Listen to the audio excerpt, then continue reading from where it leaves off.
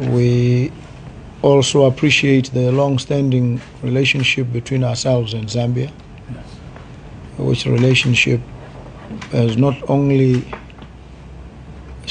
subsisted to date, but we trust that it will grow. It will grow because there's very close contact and understanding between myself and President Hichilema, and we have spoken, we've engaged, we've dealt with some challenges here and there in relation to certain events that occurred and lives that were lost. We managed that well. I sent a special envoy to him over the matter, and him and I were able to speak, and the matter was resolved satisfactorily. And so the relationship is strong. It can only get stronger.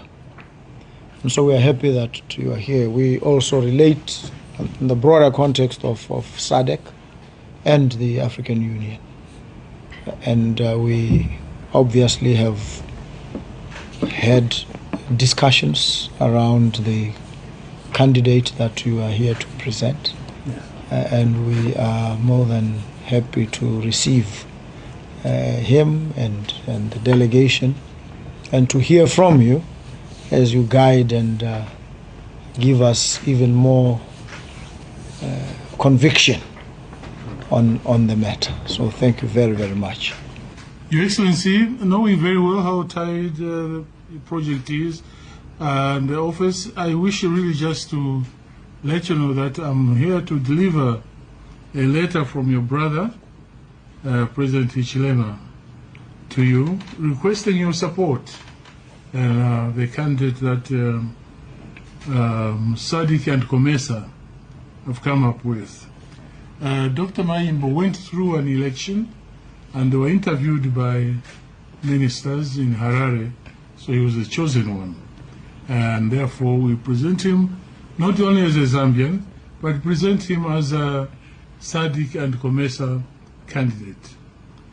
He's a very able man, I can assure you, Your Excellency, and I think when the job is decided, it will be a pleasure for you to work with him, indeed, because you all are development-oriented, so you have an ally and a colleague.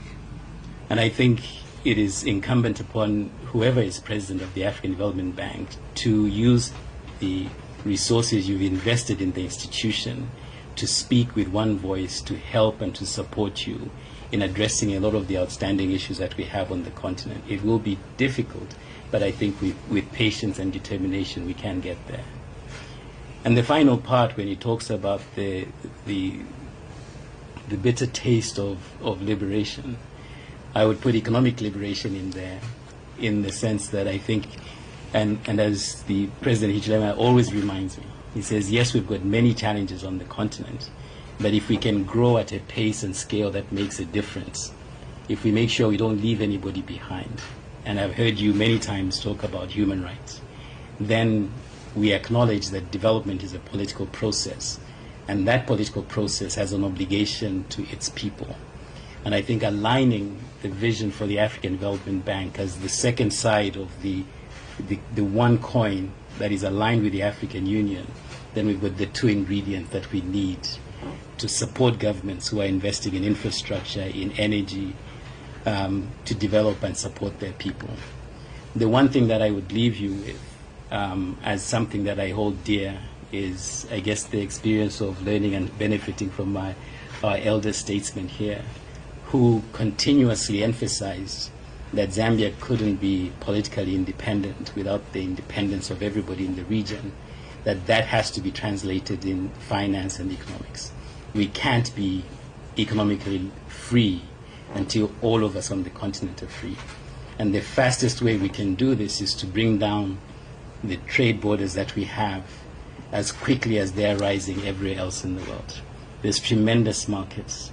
And knowing how Botswana is invested in agriculture, as is Zambia, the mere thought that with 60% of the world's arable land we are still exporting $50 billion, importing food to feed ourselves, I think is something that we must address with urgency.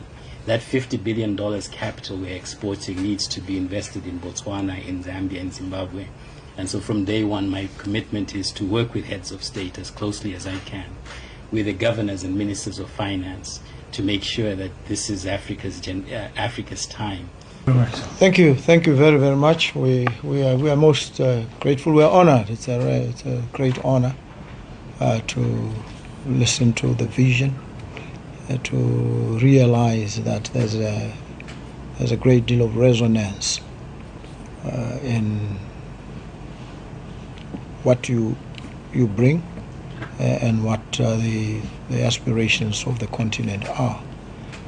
We are very happy, and we are enthused and strengthened in the position that SADC and COMESA have taken. Thank you. Thank you very, very much. Thank you.